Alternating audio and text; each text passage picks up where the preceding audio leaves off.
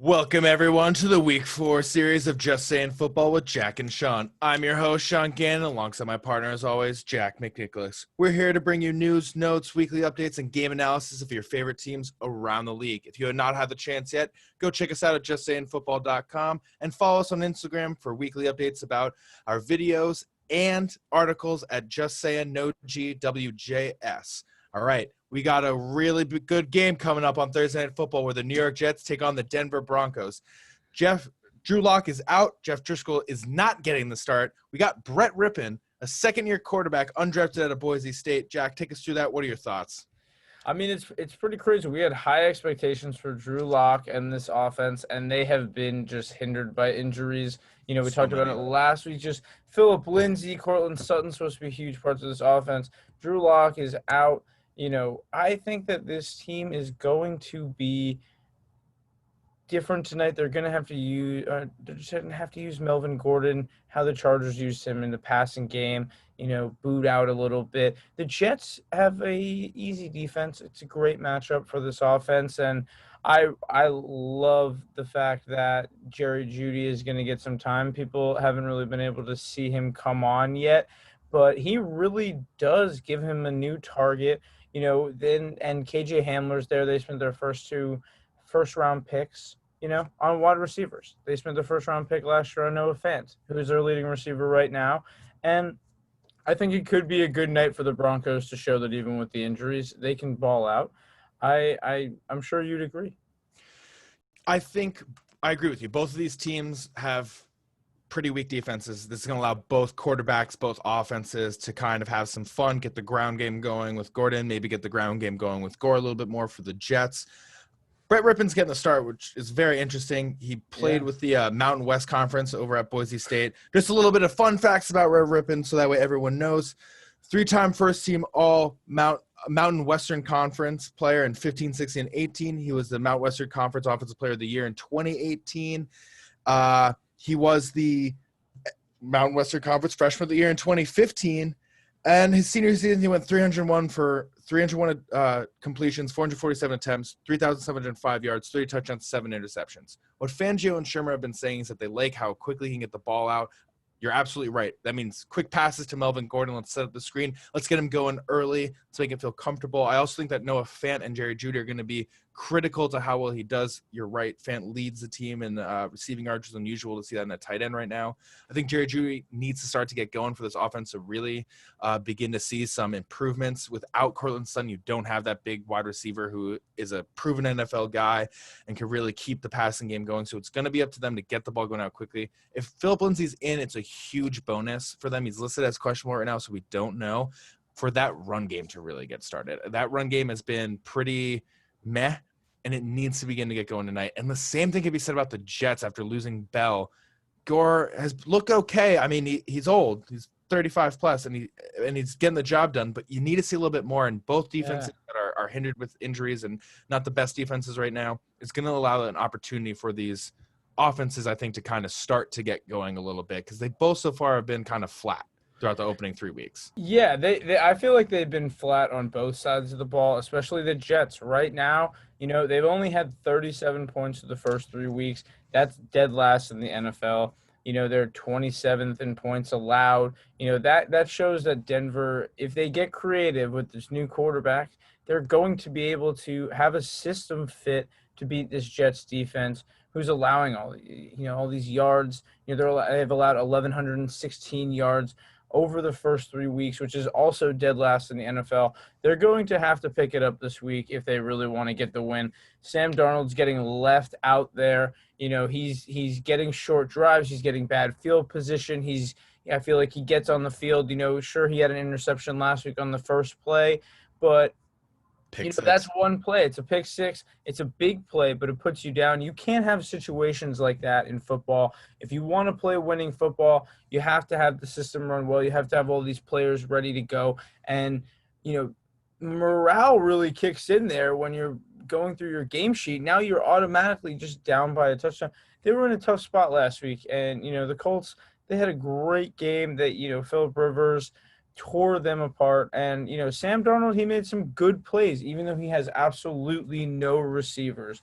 How are you feeling about this kid Braxton Berrios, who has actually been at the receiving end of a lot of Sam Darnold's plays? And what do the Jets have to do on offense here to get this win? They need Jamison Crowder back, number one. Barrios has been great in the absence. So 2 weeks, we've seen 12 targets, 10 catches, 123 yards, 2 touchdowns. He was originally drafted by the Patriots, and then the Jets were able to snag him. They brought him up from the practice squad a couple weeks ago with all the injuries, but they need Jamison Crowder back. He's operated really well in the system. He kept the offensive passing unit going against a tough Buffalo secondary and defense in week 1. They need him back. They need some sort of consistency. Chris Hogan has also been out. They don't have their guy anymore. And Sam Darnold, I think, is a very good quarterback. I will say that. He is a good quarterback. He just consistently has no weapons, whether they're injured or just not there, brought in by Adam Gase and the front office. They're not there, and that's hard to win games when you don't have playmakers. That becomes more difficult for you. Mekhi Becton may be back, which could be really big for them just to be able to protect him, possibly give him some more time. Yeah. But this is going to be a very unusual game that we're going to watch. These are not great teams at the current moment. We don't know what kind of offense we're going to get. There's no real film on Brett Rippon that we have outside the 9 passes that he had, the 9 pass attempts that he had last week, and one of them went for an interception. It's going to be an unusual game. I don't know what we're going to get from these two teams. I hope that Sam Darnold can put together a really good game and show why he was the second overall pick a few years ago. But this is going to be hard. He's very limited on the weapons. It's going to be difficult. Yeah, I mean, this defense is missing Von Miller a lot this season so far. You can really tell the impact that he has on this team. And, this team needs that defensive push. The Broncos, they're going to have to be able to get after Darnold, use Bradley Chubb to the best of their ability. If Mekhi Becton's not there, Bradley Chubb has a great matchup off the edge where he's going to be able to pressure Darnold. And that's going to be a worry for me because, these two guys, they were very closely drafted together in the same class. They know, these guys are going to be around for a long time, and I think that Bradley Chubb versus Sam Darnold is going to be something to watch this week. If Mekhi Becton, who's listed as questionable for right now, may not play, but he's been a wall for Sam this season. You're absolutely right. He has been that wall. That's why they brought him in here. That's why they drafted him so early. And it sucks that him and so many other players in the league have been getting injured so early on this season. It's very, very rough to see. I just keep thinking about this game, and I'm trying to formulate who may win in my head, and I genuinely don't know. I feel like the Broncos could get a win because the running game could be consistent, especially if they have Philip Lindsay. It's just going to allow them to sort of run the ball a lot, do a lot of play action passing, do a lot of screen passing with both Gordon and Lindsay. But on the reverse, Sam Darnold is an experienced quarterback. He's played in much more games than Rippon has. He's played against much better teams than Rippon has. He's done more than Rippon has in his career. And that is a good edge to have going into a game like this. And when you're both 0-3, you both need the win right now. We both know teams are going to come out there playing desperate. They want to get this first win of the season. They want to put that marker down. And it's been hard for these teams to do that with all the injuries. They want to show that they can still win. And it's hard. I really don't know who's going to win this game. I'm going to lean towards the Jets right now. And I'm going to trust the experience of Sam Darnold over what Brett Rippon can bring, even with the limited wide receivers. Braxton Berrios has been pretty decent. Hopefully they rely heavily on Gore and just run the ball up the middle, and then pass when you have to, like the Colts did a couple weeks ago against the Vikings, and just keep it a very simple game plan for them and just get the job done. Let's keep possession on our side over the Jets. Let's try to drive the ball downfield as simply as we can. We're missing a lot of our weapons, so let's just run the ball, pass when we have to, and let's just try to get this first win. We can beat this Broncos team defensively and offensively. Let's keep the game plan simple for Darnold. He's coming off of a 3-pick week against the Colts. Let's just keep it simple. Yeah. I mean, I'm going to go with the Broncos on this one. I think that, it's just going to have to be it's going to be a weird Thursday night game. These guys have a short week with no quarterback, but we've seen magic happen on Thursday night before against bad defenses with backup quarterbacks.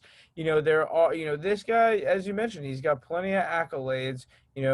Brett Ripken, he can take this team on a short week, and I think he can beat this Jets defense that is, with the offense, the way the Jets are playing, I don't think they're putting up enough points, and I think that Denver can make those opportunities for themselves to score more than the Jets, and it will just come down to if these two offenses can finish drives. So I'm going to go with the Broncos. One last thing before we finish up. I saw that the over-under is 39.5 points. Are you going to take the over, or are you going to take the under on that? I'm going to have to take the under on this one. It's going to be close, but I think it's going to, these two teams, I feel like this is a 17-10 game. We said that last week, and Fitzmagic was Fitzmagic. But for this Thursday night game, I think it's going to be a little less of a shootout. I think it's going to have to, I think, like I said, 10-17, Broncos is what I'm going to go with. But, I don't think that 39.5 over-under. I don't think I'll take the over. I'm going to go with the under.